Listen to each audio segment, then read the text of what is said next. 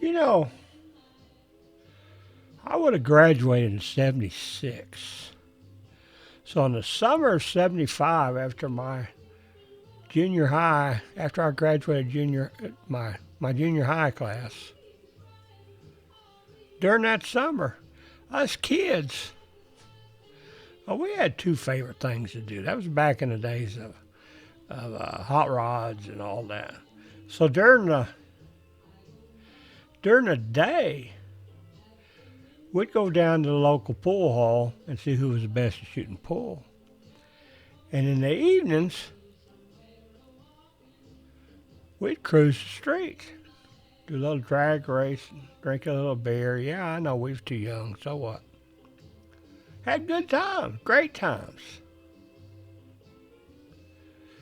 One day during that summer, we was in there shooting pool, and the owner of the pool hall asked me, says, "Do you know who that is down there in the bar?" And I said, "Nah, some old drunk probably." She said, "Nah, that's your dad." Well, that was a shock. I'd been raised by my stepfather, and hell, I thought he was my dad. Apparently, all the older folks in town knew, but none of us kids knew. So that was an interesting story. Make a long story short, I went overseas. He was a drilling superintendent in an oil field. I flew over and met him. First, we went to Aberdeen, Scotland. Boy, that was a different thing. I'd never been there. I'd go to a little beer joint down there. And apparently, I don't remember exact hours, but it seemed like they were open from 4 to 6 and they'd close. And then they'd open from 8 to 10.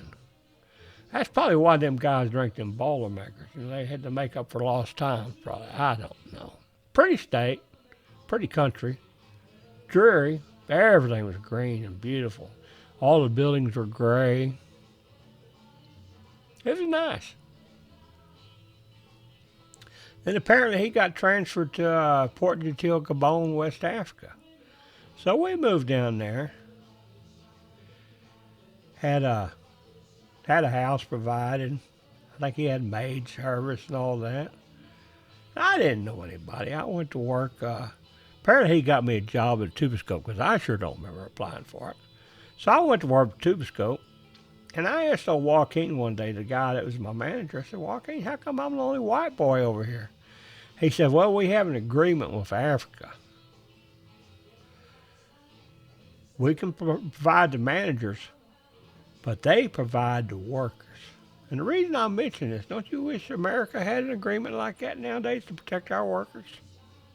I mean, it can be done. Hell, they were doing it back in the 70s. We just apparently have lost our way. So anyway, I got this crew of about 8 local boys that work for me, and we go in and test the oil field pipe every day. We basically magnaflux it, test it for cracks and stuff like that. It was an interesting job. One day, we're going to an offshore oil rig. Well, I've never been on an oil rig, let alone. No, I take it back. I went on one in the North Sea. That was the windiest place I ever seen in my life. But boy, I was amazed at how them guys in them offshore oil rigs lived. They had maids, they had cooks, they had everything. They worked their ass off. That's all they had to do was work. 12-hour shifts, if I remember right. So anyway, we get back to Africa.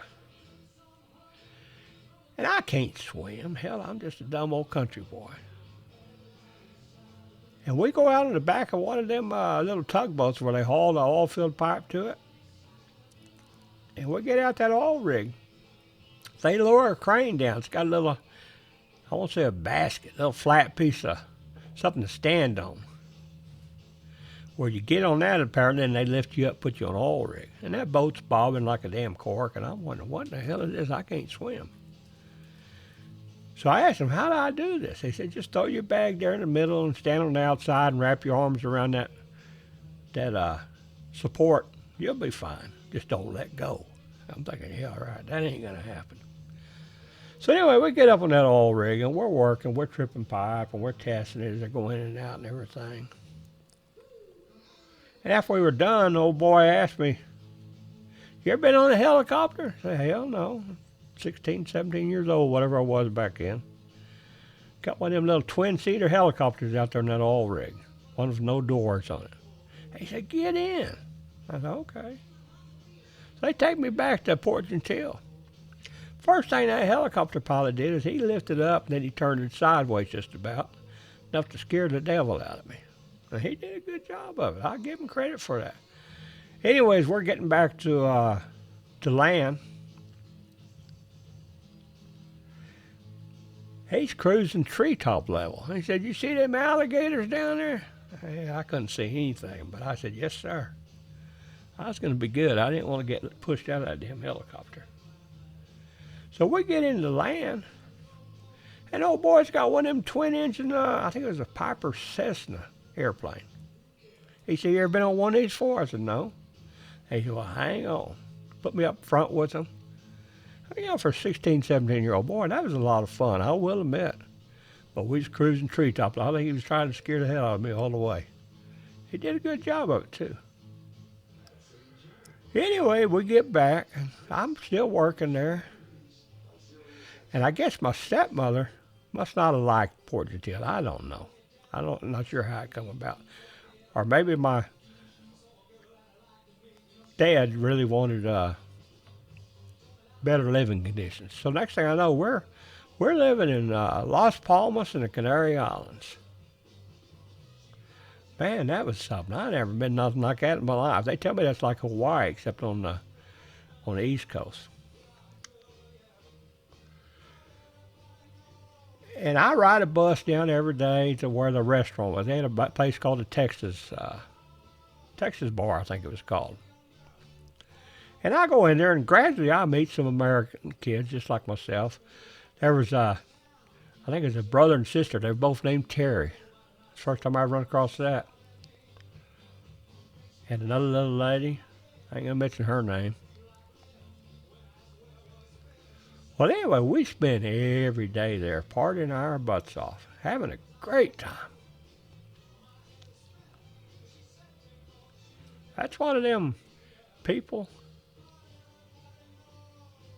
where you wish you hadn't disappeared on. Anyway, to make a long story short, one day my father did something that made me realize that I might not want to be there. So I flew back to Texas, got home in time for senior year, about halfway through. I think it was around December. And I was going to try and go back to school, and they said, well, you can't do it. You've missed too much class. I said, okay. So I went and took a GED at Shriner College, got my paperwork and all that. I went out and worked in Ozona, Texas for a while in the oil field. Well, one day they're telling me there's a boom out there in Bakersfield, California. I never been to the oil field boom. I wanted to go check it out. So I got my 72 Nova and I stuck it down in gear and I headed west. I wanted to check out Vegas on the way. Never been to Vegas. Well, Vegas took most of my money. So anyway, I had sense enough to get out of there and I headed back and I wanted to see Hollywood before I went to Bakersfield. Well, I got into L.A., that's the biggest damn town this old boy's ever seen. And I never did find the Hollywood signs. Come find out years later, apparently people steal the Hollywood signs like they do the Luckenbach signs, and they just don't last very long. So I meandered my way up the coastline on the ocean. Never seen the ocean before either, really, except for in Africa. And I gradually ended up in Port Hueneme, California. About then, I run out of money. Now, I wasn't nowhere in the world I was going to call home and ask for money to go home on. So I was sitting there sleeping in the back of my Nova, eating some cherry tomatoes and cheese, living on that. And one day, I just finally said, to hell with it. And I walked in the first recruiter I seen, which happened to be the Navy. Next thing I know is I was in boot camp. So let's just call this the beginning of my travels, because I traveled a lot more after that. But I'm going to leave this one here to keep it kind of short. A lot of fun.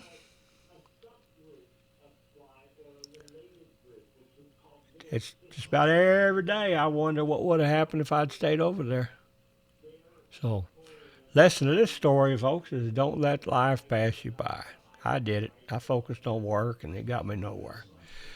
I hope you enjoy yourself. Live life to the fullest. Smell the roses. Drink you a cold one on me. Well, not on me. Hell, you got more money than I do. But anyway, just keep on keeping on.